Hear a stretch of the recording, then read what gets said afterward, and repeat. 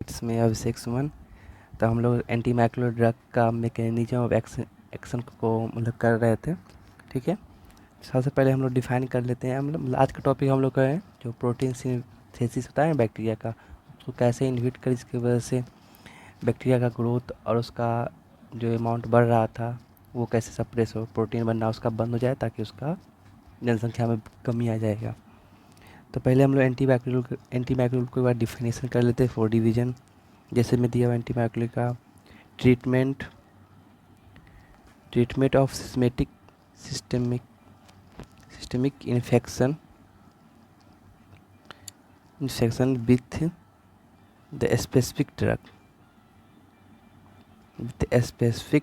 Drugs and selectively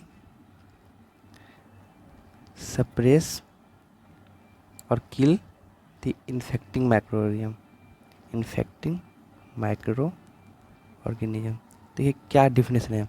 treatment of systemic infection मतलब ऐसा treatment करना है जो सिस्टम में आया हुआ इन्फेक्शन उसका ट्रीटमेंट करना है विथ स्पेसिफिक ड्रग। तो कोई पार्टिकुलर माइक्रो के बदले अलग अलग टाइप का पार्टिकुलर ड्रग है। सेलेक्टिवली सप्रेस करना है उसका अमाउंट जो बार बार इंक्रीज कर रहा है, रेप्लिकेट कर रहा है बार बार, उसको कम करना, सप्रेस करना और उसको किल करना। ठीक है,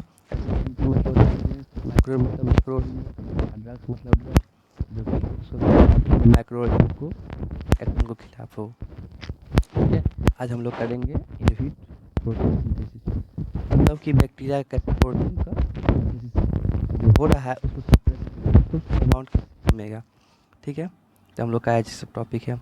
तो फिर ये देखें बैक्टीरिया का डीएनए, नॉर्मल डीएनए का, फिर उस डीएनए के बाद एमआरएनए बना, तो प्रोसेस ऑफ ट्रांसक्रिप्शन प्रोसेस के द्वारा वो डीएनए से एमआरएनए बना। फिर एमआरएनए के बाद अपना जेनेटिक को ट्रांसफ़र करेगा प्रोटीन के सिंथेसिस में, जिसको हम बोलेंगे जो एमआरएनए से प्रोटीन बनता है उस प्रोसेस को बोलेंगे ट्रांसलेशन। और हम लोग का सारा ड्रग जो भी अभी ड्रग पढ़ेंगे वो इसी प्रोसेस पे इफेक्ट करेगा, जो कि बैक्टीरिया का प्रोटीन का सिंथेसिस नहीं करने देगा। पहले नॉर्मली हम लोग समझ लेते हैं प्रोटीन होता क्या है। प्रोटीन एक होता है क्या, एमिनो एसिड होता है ना, एमिनो एसिड का पॉलीपेप्टाइड का चेन होता है, पॉलीपेप्टाइड चेन होता है, एक लॉन्ग चेन होता है। जैसे हम लोग डिफिनेशन के तौर पर कर सकते हैं, long chain of polypeptide amino acid is called a protein.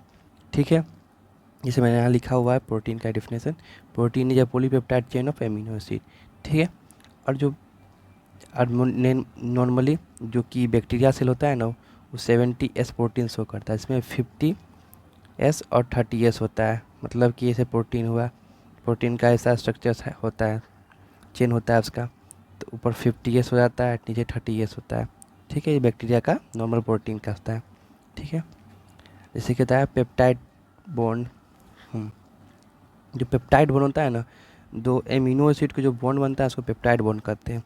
The peptide bond between the peptide bond form between the peptide chain and newly attached amino acid. जो पेप्टाइड बॉन्ड बनता है पेप्टाइड चेन के बीच में, जो कि attach किससे होता है, एमिनो एसिड से अटैच करता है, उसको क्या बोलते हैं, the help of enzyme. Enzyme कौन सा है, पेप्टाइल ट्रांसफरेज। सबसे इस टॉपिक का मेन टॉपिक यही है, पेप्टाइल ट्रांसफरेज एक ऐसा एंजाइम है, एज लगा हुआ मतलब एंजाइम।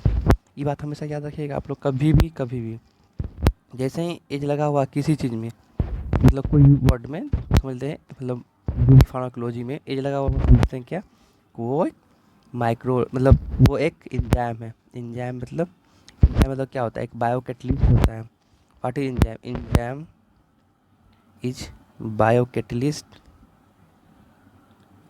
जो इंक्रीज करता है रेट ऑफ रिएक्शन को विदाउट पार्टिसिपेटिंग इन रिएक्शन। तो यहाँ तक क्लियर हो रहा है कि हम लोग का मेन ये है पेप्टाइड ट्रांसफरेज को इनहिबिट करेगा ड्रग। जैसे कि मान लीजिए नॉर्मली ये सब क्या है, ये सब है एमिनो एसिड। ठीक है, अब जुड़ा हुआ है, ठीक है, किसके द्वारा, पेप्टाइड बॉन्ड के द्वारा। अब न्यूली कोई एमिनो एसिड आएगा, अब इसके साथ जुड़ेगा, तो फिर यहाँ पे होगा ना, किसके मदद से जुड़ेगा, पेप्टाइल पेप्टाइड ट्रांसफेरेज की मदद से जुड़ेगा। ट्रांसफेरेज का मैं रफली बता रहा हूँ, बस मैकेनिज्म एक सब याद करने का बता रहा था कि बस हम लोग को मतलब याद नहीं हो पाता है। तो मेनली कहाँ पे ड्रग काम करता है, हम लोग का मेनली ड्रग कहाँ पे काम करता है, पेप्टाइड ट्रांसफेरेज जहाँ काम करता है, इसको इनहिबिट करता है। ये जो टाइटली अटैच होता था ना इसके साथ एमिनो एसिड पेप्टाइड बॉन्ड के साथ, वो नहीं हो पाता, जिसके बाद एमिनो एसिड टूट जाता है उसका। और जैसे ही टूटता है तो उसका प्रोटीन डैमेज हो जाता, प्रोटीन बन ही नहीं पाता। जैसे ही पेप्टाइड बॉन्ड टूटेगा तो दिक्कत हो जाएगा ना उसका प्रोटीन बनाने में, ठीक है ना। यही मेन ऑफ मैकेनिज्म है। और जो ड्रग का नाम है ये है क्लोरोफेनिकॉल, इथ्रोमाइसिन, टेट्रासाइक्लिन, स्ट्रेप्टोमाइसिन।